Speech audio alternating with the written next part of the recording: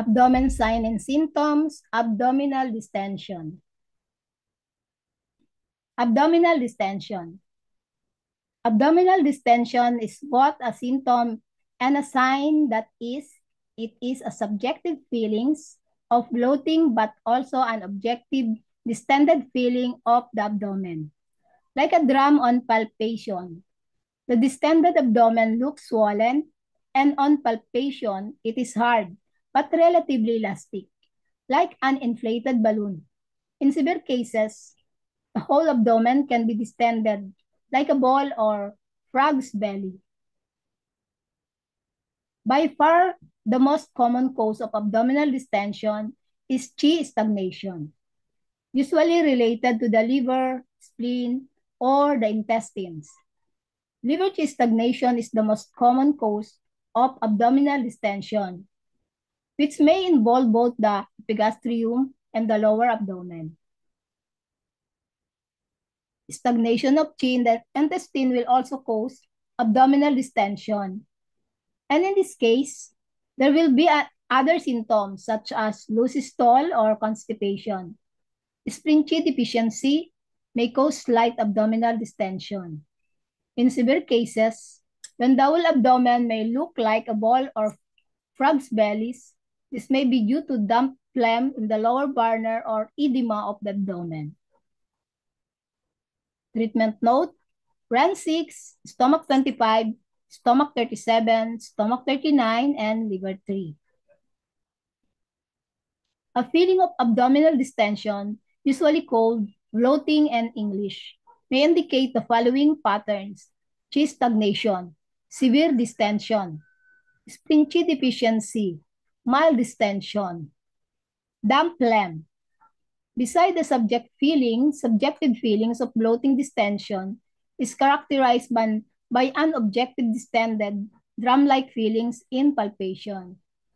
It can also be seen in observation, that is, the abdomen is visibly distended.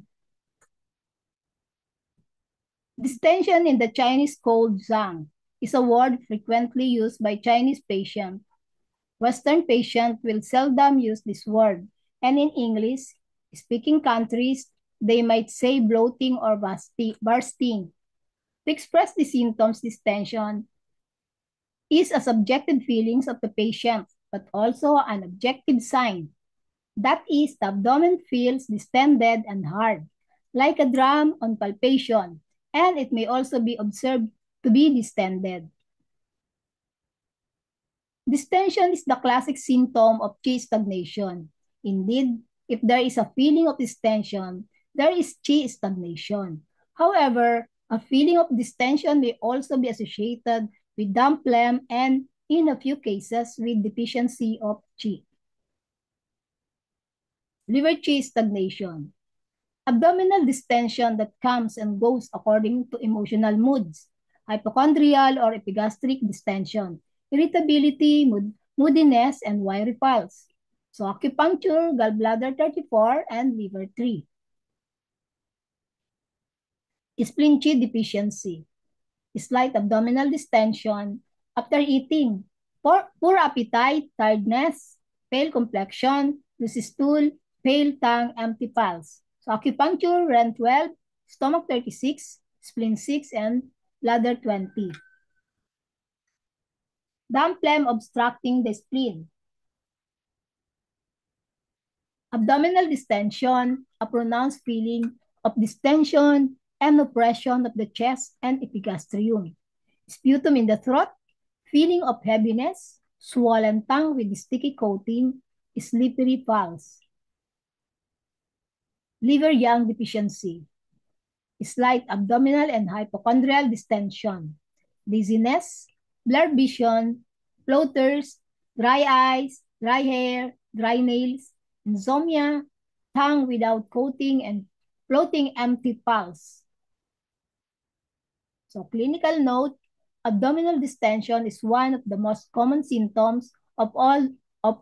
Remember that in English, the patient will use the word distension, but usually bloating. Thank you for your attention.